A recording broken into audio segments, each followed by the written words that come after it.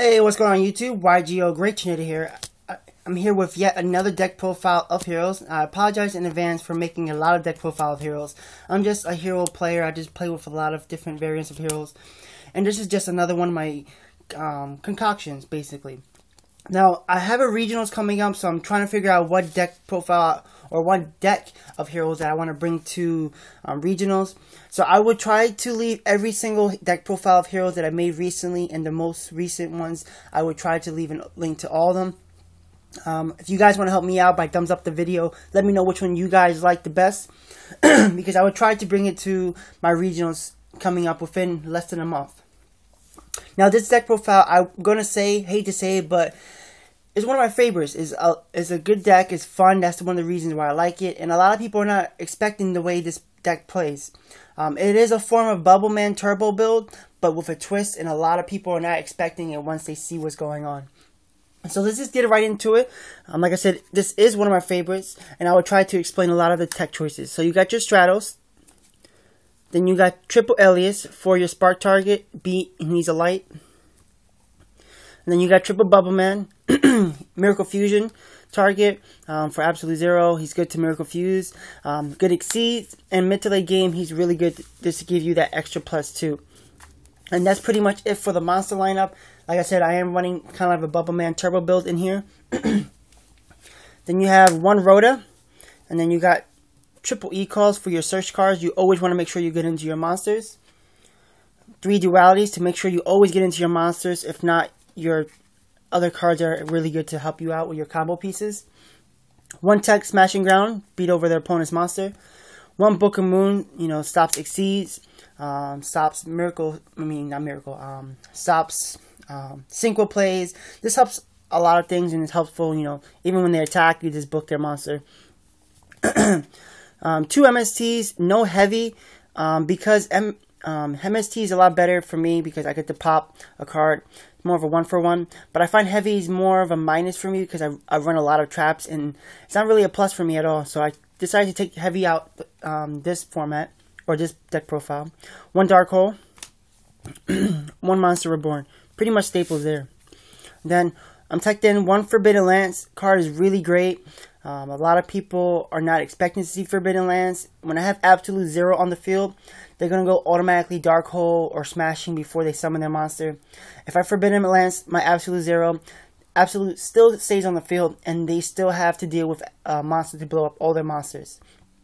Plus, you can use this offensively and defensively to attack, or when they attack you, just lower their monster by 800 attack. You got 2 Gemini Sparks. I only like 2. I find 3 cloggy at times.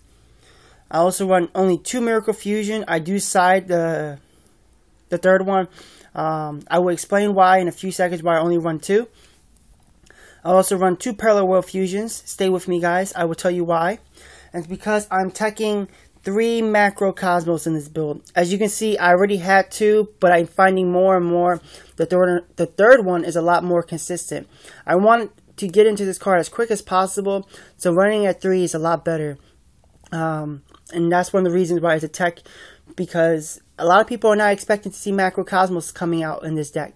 I was looking at many deck profiles and coverages of YCS, and I found that this card is one of the cards that a lot of people don't have an answer for besides MST and Heavy Storm, besides those cards, because this card banishes all their cards, and my cards included. But my deck heroes, at least this variant, can deal with being banished and still be competitive, and which is really great. At the same time, it hurts them a lot. Dark Rolls, they can't activate their effect because it works in the graveyard. You got Hornets and Inzektor that can't work. You got Windups and the Hunters can't work. It just hurts a lot. And then even when Dino Rabbits, their Exceeds monsters go into banish too. So everything gets banished with Macro Cosmos. Not like D-Fissure where it says monsters. Everything gets banished. And I like it over D-Fissure because you can activate during your opponent's turn, which is really great. So when they try to go off and you activate Macro Cosmos, all their stuff gets banished. So it's really great. Have it here. Like I said, heroes are one of the few archetypes that can play being banished. So that's why I run Parallel World Fusion to build.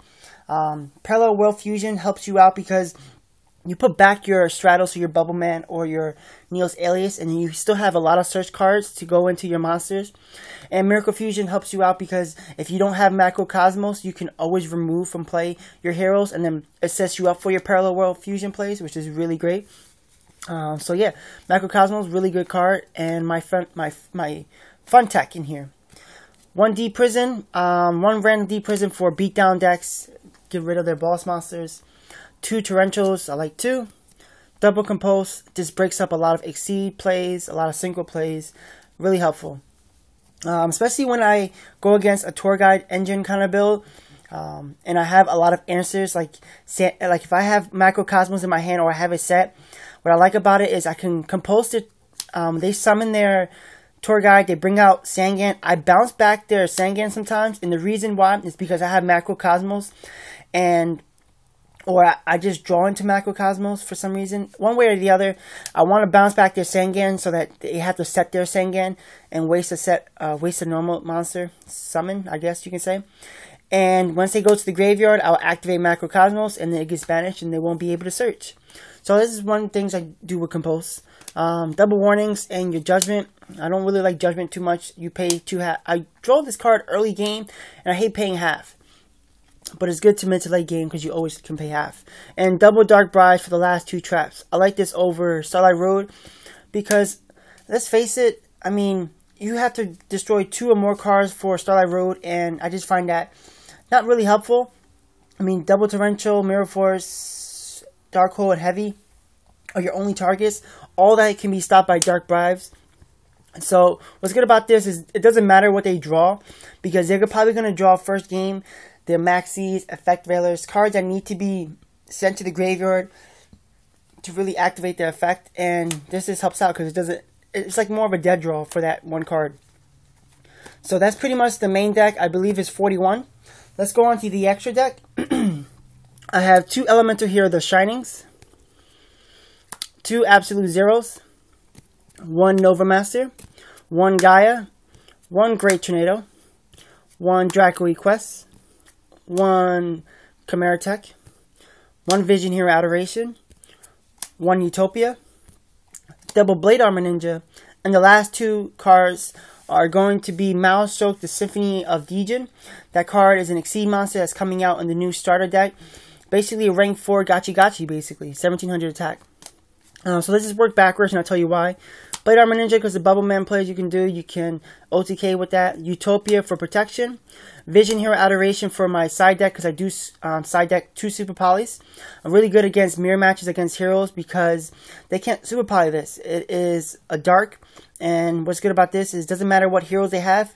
It could be mask heroes they might be playing. I could Super Poly their mask hero and my hero to make this, because he requires any 2 heroes, and this is really great because he's 28 B-Stick. Chimera Tech Fortress for your side deck. Same thing with this for your side, not side, but for against my side deck. I have a Super Poly, so I could Super Poly their Stardust or Scrap Dragon. And then these are more just Super Poly targets. And these are pretty much staple because of my deck, my main deck. Now, side deck, I'm still working on it, but I will show you what I have so far. 2 Cyber Dragons for machines and Zemains and all that stuff. 2 Beast King Barbaros, because I also side Skill Drain just in case I go against Windups and Ejectors.